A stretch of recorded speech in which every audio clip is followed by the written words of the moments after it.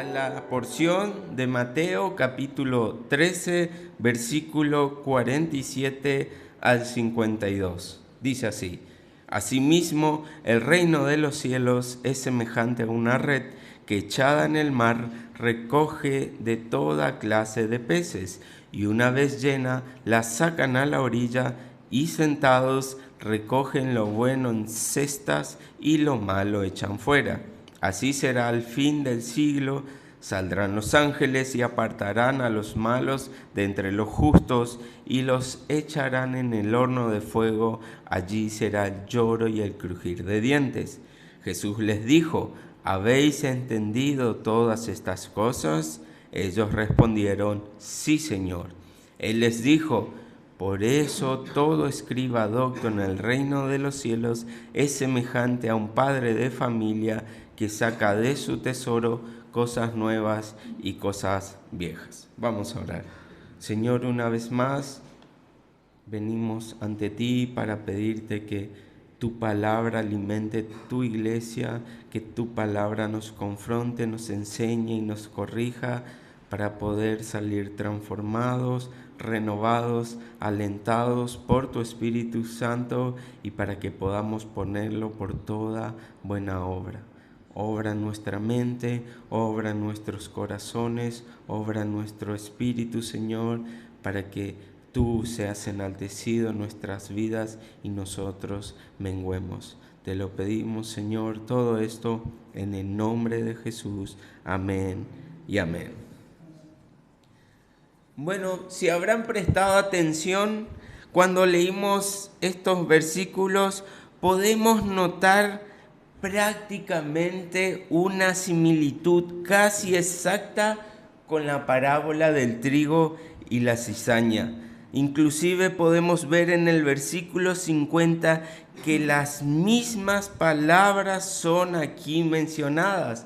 Nuevamente nos empieza a dejar ver esta idea de que el reino de los cielos está constituido entonces por una mezcla de creyentes y no creyentes, justos y malvados, trigo y cizaña que va a perdurar hasta que el Señor vuelva.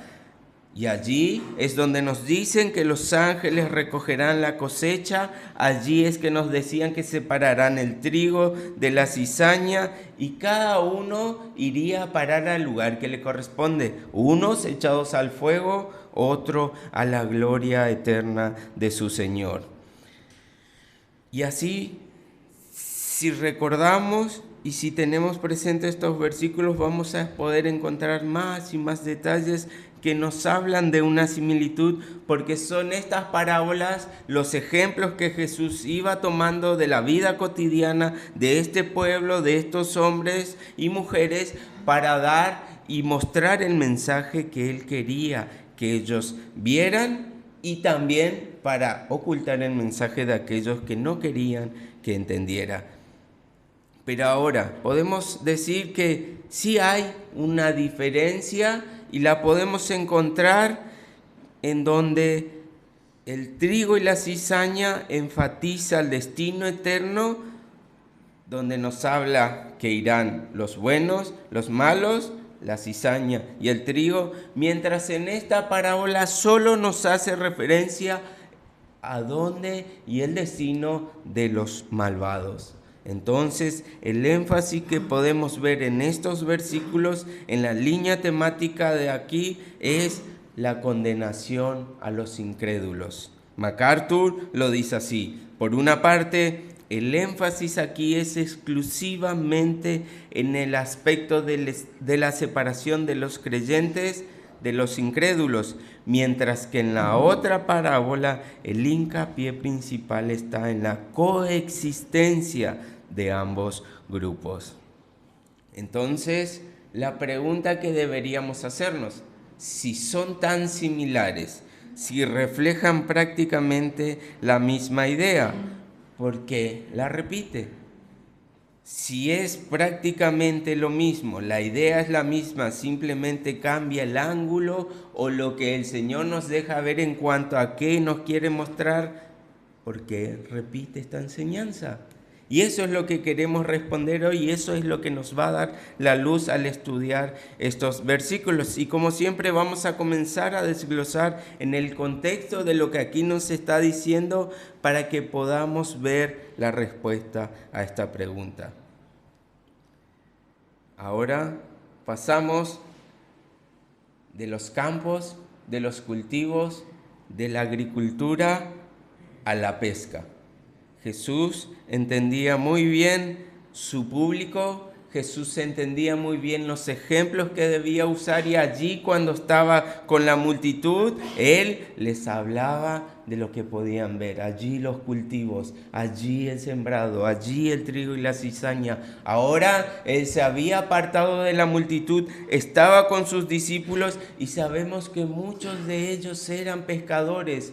4 de sus apóstoles por lo menos eran pescadores, así que seguramente muchos de aquellos que lo seguían eran pescadores. Entonces estos entendían perfectamente lo que Jesús le estaba contando. Ahora, debemos entender que en este tiempo, o por lo menos lo que nos deja ver la Biblia, que había o menciona 3 maneras de pescar.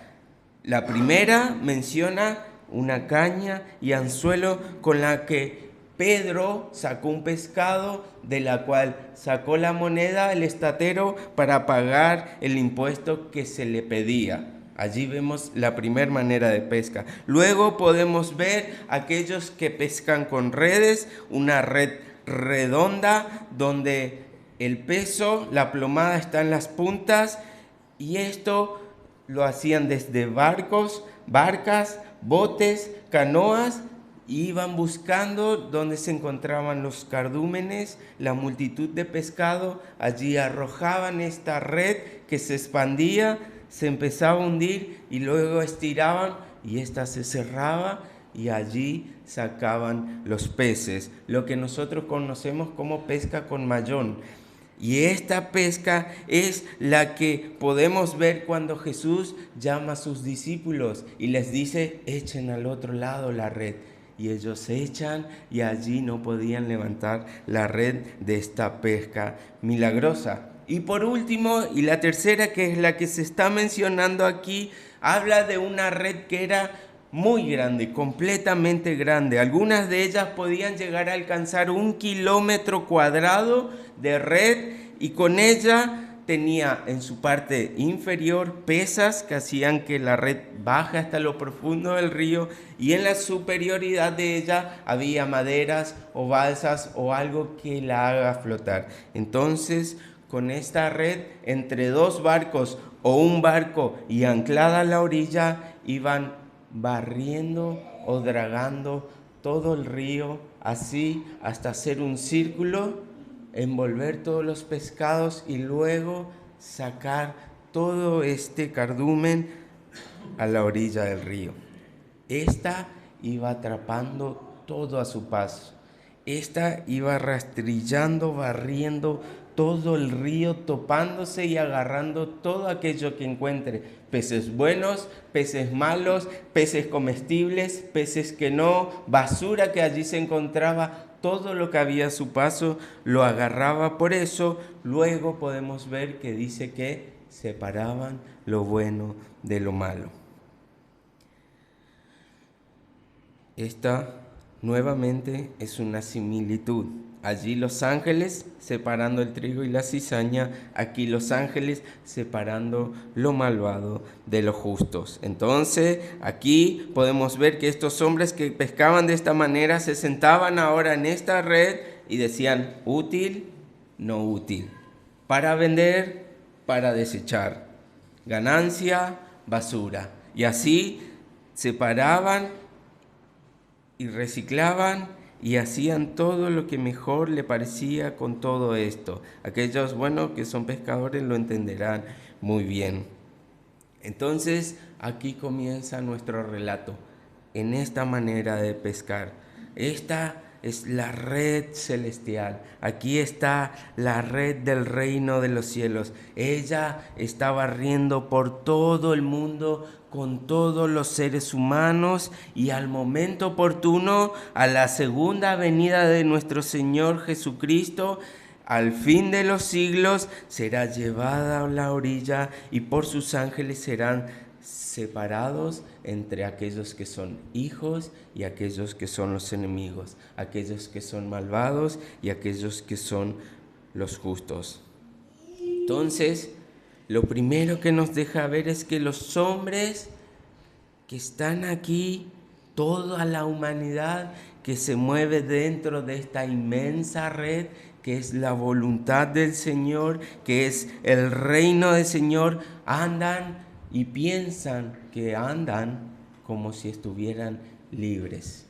Ellos están allí viviendo su vida en el mundo, en este río, podríamos llamarlo. Aquellos que no perciben lo espiritual, aquellos que no pueden ver el área celestial aquí desarrollándose en este mundo físico, creen que ellos pueden andar por este río, por este mundo sin peligro alguno, sin percance alguno. Pero allí la red se está cerrando poco a poco.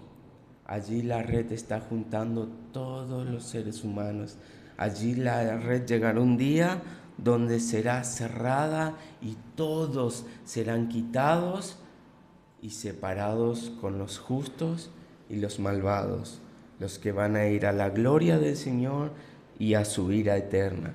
Allí todos estarán involucrados, todos serán arrasados por esta red, por esto que el Señor está haciendo, y nadie podrá escaparse de este juicio.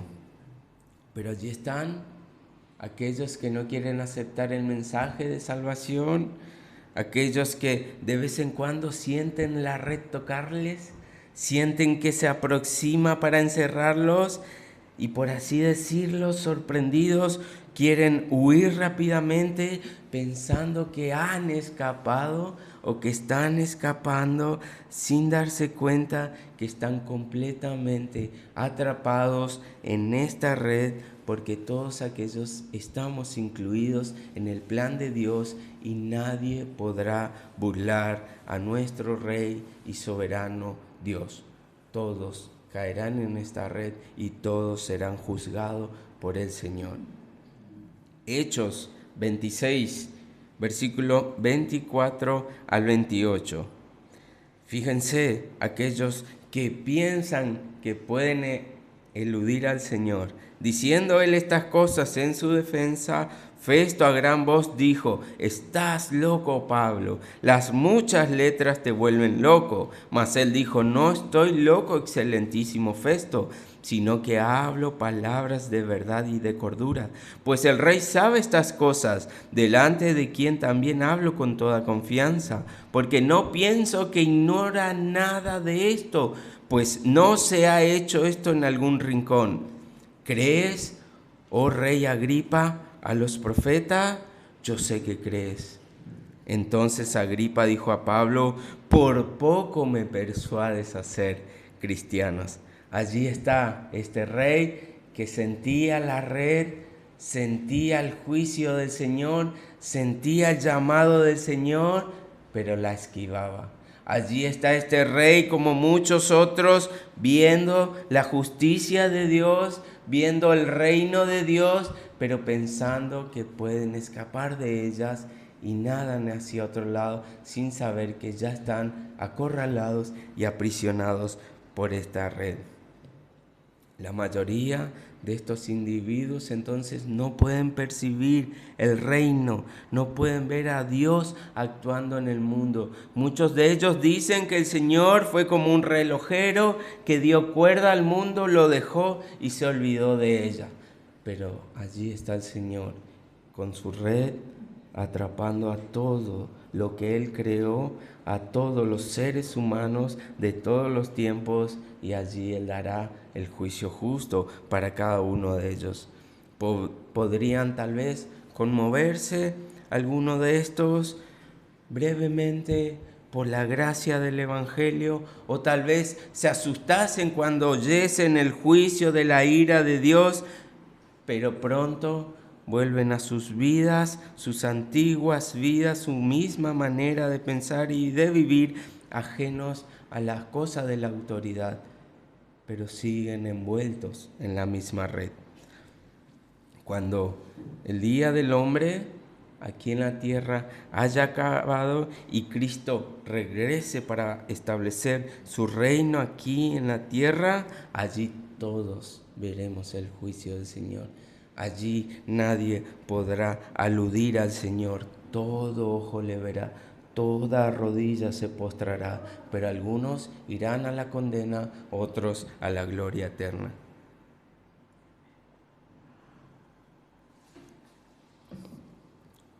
Entonces, nuevamente, nuestra pregunta, ¿por qué repite la enseñanza? ¿Por qué vuelve a mencionar esto? Y esta es una verdad tan vital, de tanta importancia, que el Señor veía correcto, el Señor veía de suma urgencia repetirla una y otra vez con frecuencia. Nadie más que el Hijo de Dios tenía la autoridad y conocía perfectamente lo que le deparaba en la eternidad a unos y a otros. Por eso Él mismo se encargó de dejar en claro una y otra vez, repitiendo la misma enseñanza para que se grabe por fuego en nuestros corazones y podamos responder a su llamado o sepamos las consecuencias que vamos a tener si no respondemos a ese llamado.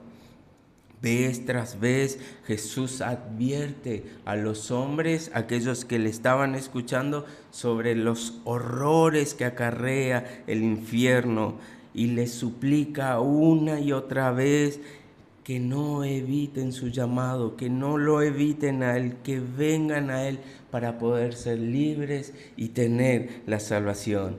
Pero allí vemos aquellos que no daban argumento, aquellos que no daban fe ni arrepentimiento en este mensaje, en su salvación, en su evangelio, y Él les decía, esto les espera. Y no como una condena, sino como un deseo que entiendan el peligro que corría su vida, el peligro que corre nuestras vidas si no vamos a este Salvador, y allí tendremos nuestra justa justicia y nuestra justa condena. Podemos entender entonces que Dios no se complace ni aún en la muerte de los malvados. Ezequiel 18:23, ¿quiero yo la muerte del impío? Dice Jehová el Señor. ¿No vivirá si se apartare de sus caminos? Dios no desea que alguna persona perezca. Segunda de Pedro 3:9. El Señor no retarda su promesa, según algunos la tienen por tardanza, sino que es paciente para con nosotros, no queriendo que ninguno perezca, sino que todos procedan al arrepentimiento. Luego vemos a este Señor que llora por Jerusalén porque sus habitantes no venían a Él, no atendían y no acudían al llamado para ser salvos. Lucas 19:41. Y cuando llegó cerca de la ciudad, al verla, lloró sobre ella. Él advirtió en cuanto al infierno una y otra vez, no para poner a las personas en agonía, en tristeza y en angustia, sino para salvarlas de ella, para advertirlas del peligro inminente y que todos corran al camino seguro, a la roca firme, a Cristo, nuestra fuerza, nuestro castillo firme. El infierno ni siquiera fue creado para los seres humanos, sino para el diablo y sus ángeles caídos. Mateo 25:41. Entonces dirá también a los de la izquierda, apartaos de mí, malditos, al fuego eterno preparado para el diablo y sus ángeles. Entonces, nuevamente, ¿qué deberíamos entender de esto? ¿Cuál es la enseñanza que deberíamos tomar para nosotros, entendiendo que la repetición del Señor en la ira eterna, en el fuego eterno, en el infierno, repite una y otra vez como un mensaje de urgencia e importancia.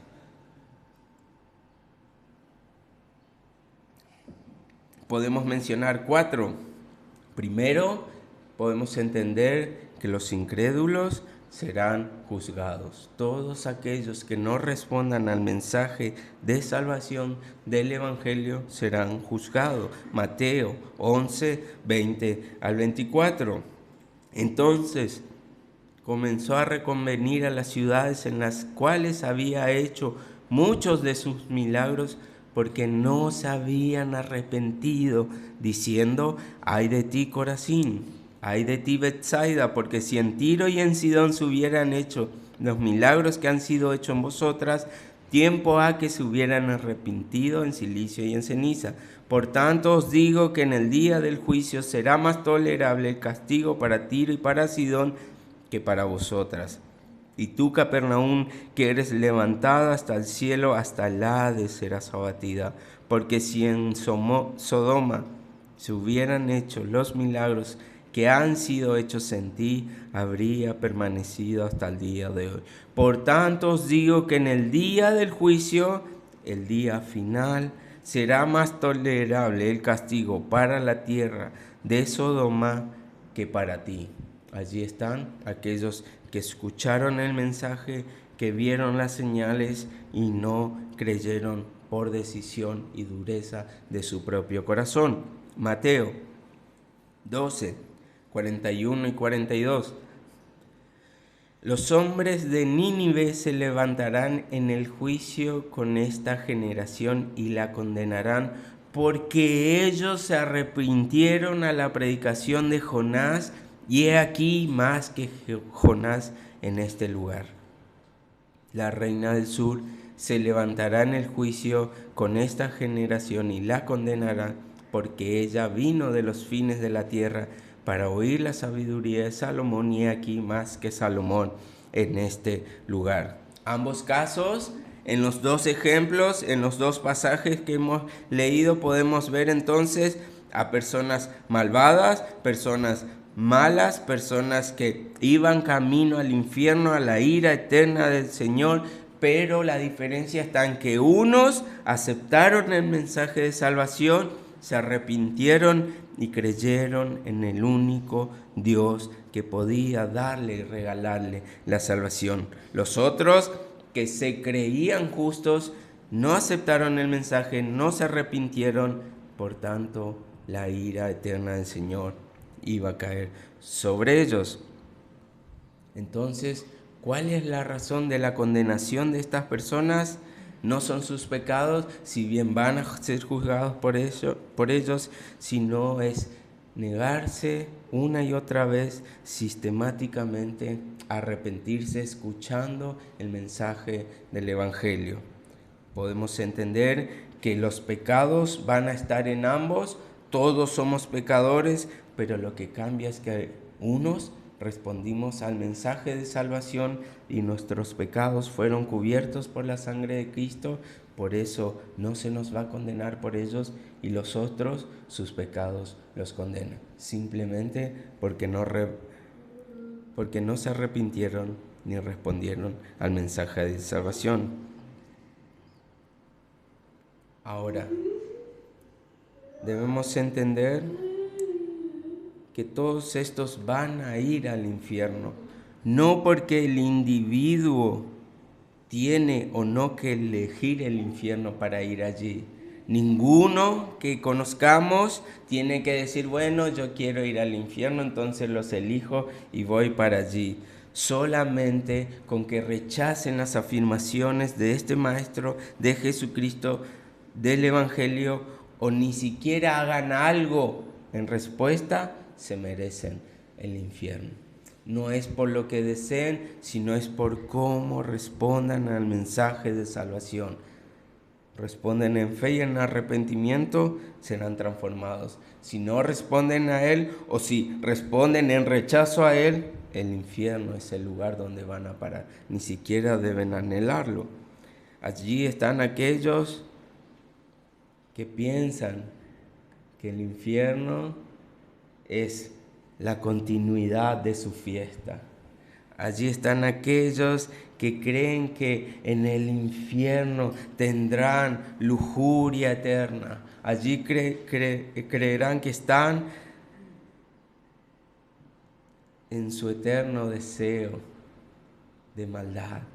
Nosotros elegimos esto. Yo voy a ir al cielo y allí seguiré tomando, allí seguiré festejando, allí será la fiesta con Satanás.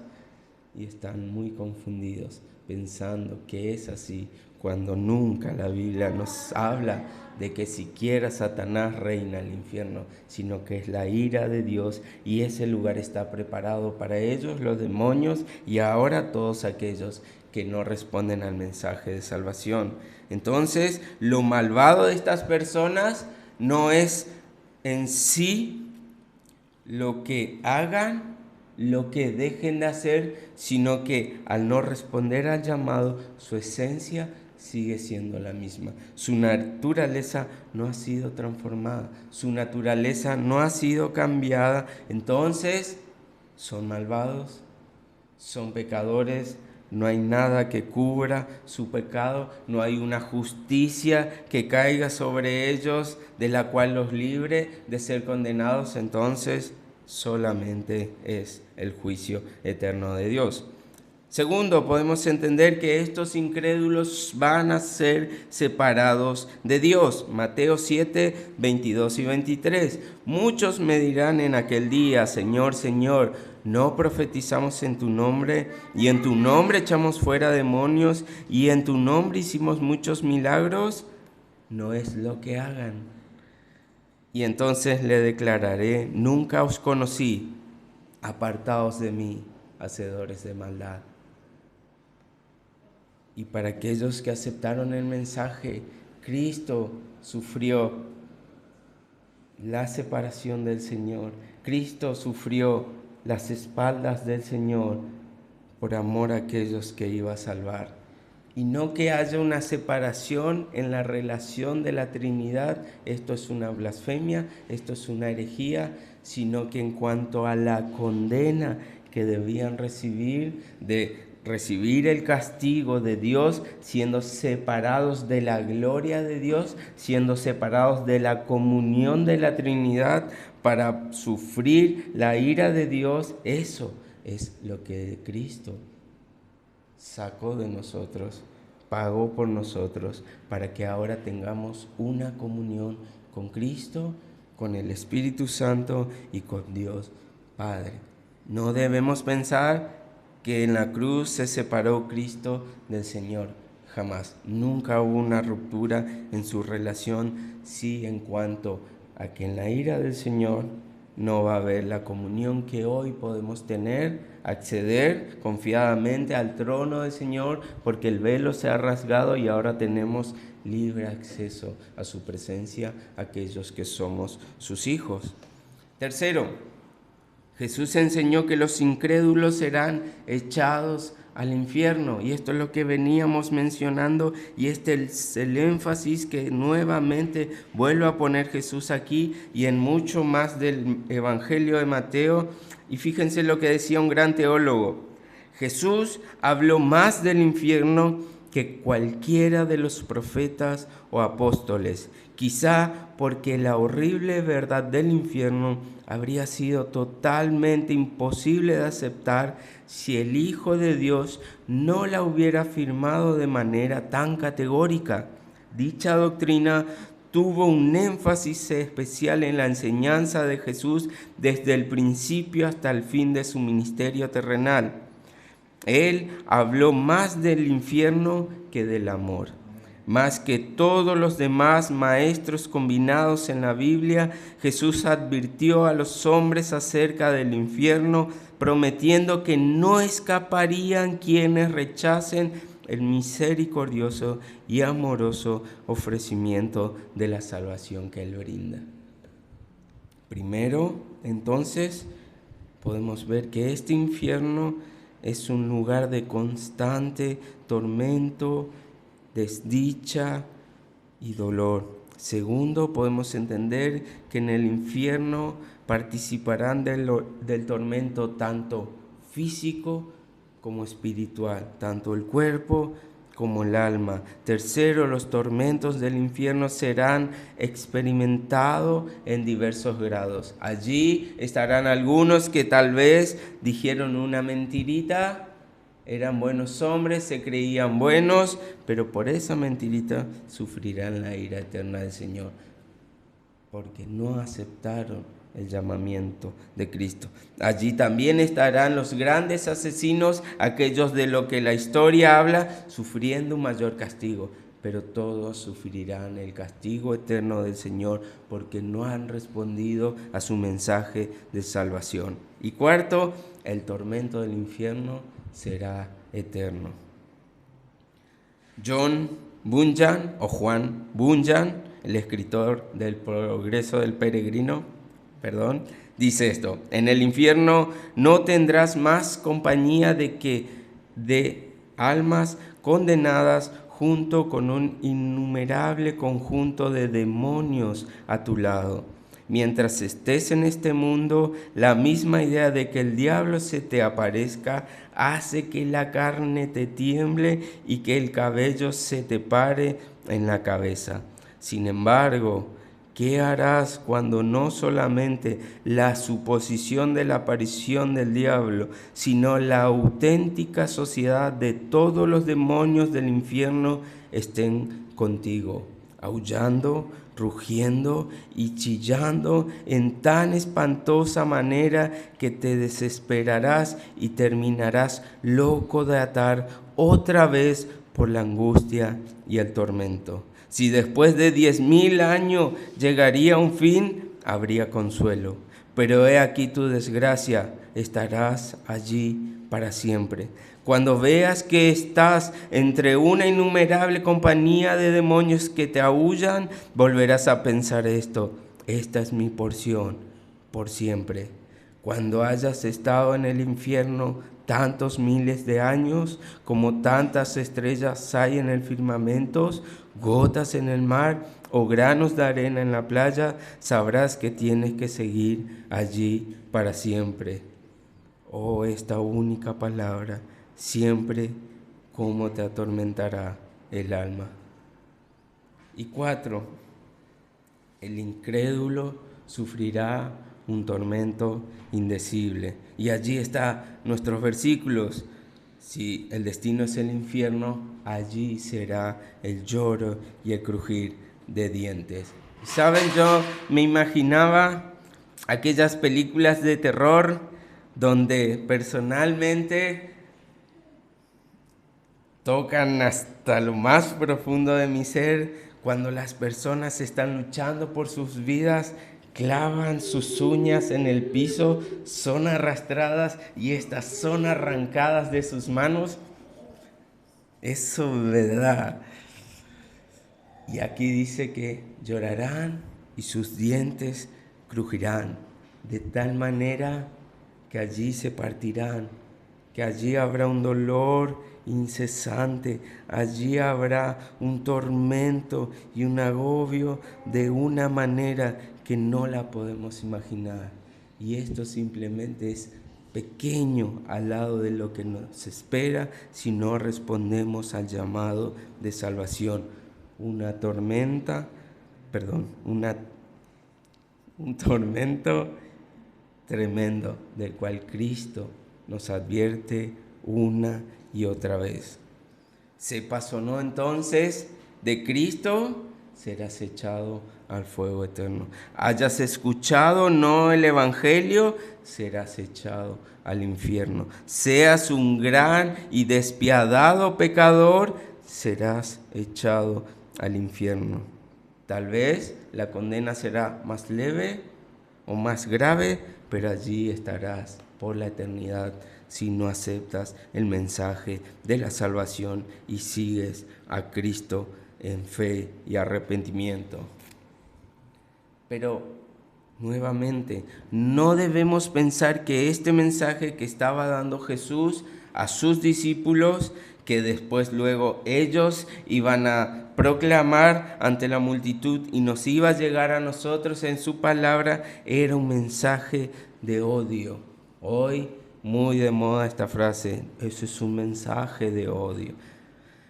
Este realmente es un mensaje de esperanza ante un futuro tan aterrador.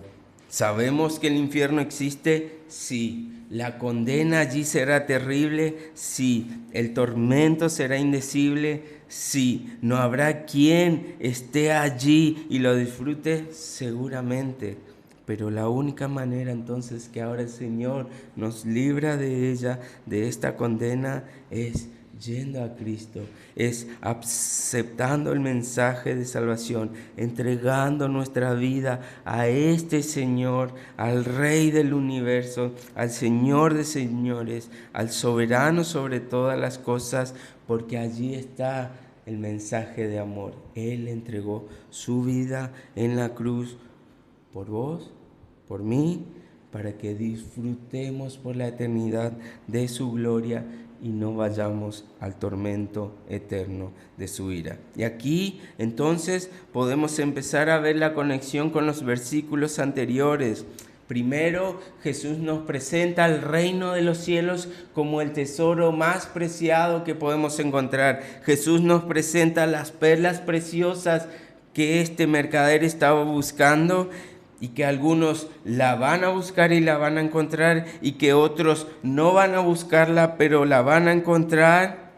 Pero ahora el otro lado de la cara de esta moneda es el sufrimiento eterno. El tesoro es maravilloso, es lo más grande que podemos encontrar en esta vida, es el Evangelio de Cristo. Pero la otra cara es el tormento indecible de la ira de Dios. Y Él nos da a elegir, Él nos llama. Si acudimos a Él, nos libraremos.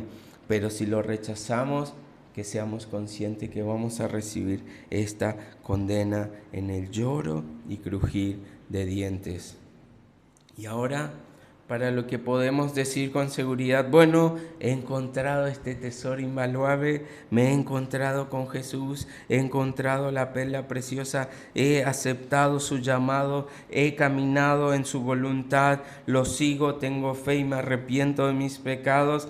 Entonces allí llegan las instrucciones para nosotros, al igual que la daba a sus discípulos. Mateo 9:38, rogad pues al Señor de la mies que envíe obrero a sus mies, con un único objetivo, proclamar la cosecha venidera de juicio, y para advertir de ese juicio a los hombres y decirle cómo escapar mientras puedan hacerlo. Lo que hemos recibido, habiéndolo buscado o no, este tesoro de gran precio, esta perla preciosa, ahora debe ser impartido a otros. Ahora este mensaje que llegó a nosotros debe seguir por toda la humanidad. Ahora debemos y tenemos la responsabilidad como un verdadero escriba, como mencionan nuestros versículos, para enseñar el mensaje del Evangelio. ¿La ira eterna o la gloria eterna? Si aceptas este llamado, si vas a Jesús, desde ahora por la eternidad tendrás vida en abundancia, tendrás bendiciones hasta que sobren y abunden. Y aquí solo un tormento te espera. Aquí solamente conocerás la ira de Dios. Aquí entenderás cuál era la importancia de este mensaje. Por eso, cuando nos dice que el escriba docto en el reino de los cielos es semejante a un padre de familia que saca de sus tesoros cosas nuevas y cosas viejas, nos está hablando de usar todas las herramientas que tenemos a nuestra mano para predicar el Evangelio del Señor, para llevar a las personas a Cristo, para ahora pescar hombres que vengan a salvación, para ahora traerlos y mostrarle el reino de los cielos que se ha proclamado, que se ha inaugurado y que ahora el Señor reina por la eternidad, y nosotros podemos ser coherederos con Él o podemos ser condenados por Él. Y esa es la decisión que tenemos. Ahora ya tenemos las Escrituras, lo viejo y lo nuevo, el Antiguo Testamento, el Nuevo Testamento, para tomar de ella y mostrar en toda ella a Cristo, el gran tesoro de salvación. Ahora podemos predicar a Cristo, instar a tiempo y fuera de tiempo a los perdidos para que vayan tras el llamado de Cristo. Si pueden ahora escuchar el llamado a través de nuestro mensaje, simplemente deberán rendirse ante Él y no rechazarlo. Y ahora sí es el mensaje de amor. Cristo partido en una cruz, Cristo derramando su sangre, Cristo habiéndose despojado y humillado hasta lo sumo para que no seamos separados de la gloria de Dios, separados de su vida eterna, separados para no ir a la ira eterna del Señor, porque Él nos amó desde antes de la fundación del mundo para darnos vida eterna y vida en abundancia en Cristo Jesús nuestro Señor. Todo lo que nos queda por hacer es aceptar el llamado y ahora proclamar el llamado. Debemos entender lo terrible que puede ser el sufrimiento en el infierno. Todo aquel que pueda decir que ama a alguien y vea que su vida va derecho a la condena, no creo que sea un amor genuino al no advertirle de lo que está haciendo. Todo aquel que diga amar al prójimo como ama al Señor, no callará el mensaje que puede darle salvación, que puede librarlo de esta condena. Si no, no estamos aún entendiendo por qué el Señor una y otra vez nos surge y nos predica del infierno. Allí está ante sus discípulos con urgencia, clamando a ellos para que entiendan este mensaje. La vida eterna es maravilloso, es el gran tesoro, pero adviértanles, cuidado, la ira es peor. La ira eterna del Señor es un vaso que nadie quiere beber. Es aquel tormento indecible por el cual nadie quiere pasar. Y aquello que no lo conocen, ustedes deben alentarlos. Ustedes deben mencionarlo, deben hablar de ello, porque esto implicaría que no acepten el mensaje de salvación. Entonces, el temor del Señor los llevará a la adopción del Señor. Pero si no temen por su vida, por la condena que hoy pueden tener, pecadores, malvados, serán hallados culpables. No podemos decir que amamos y nos preocupamos por la vida de aquellos de que la están perdiendo ante la ira de Dios. Amén.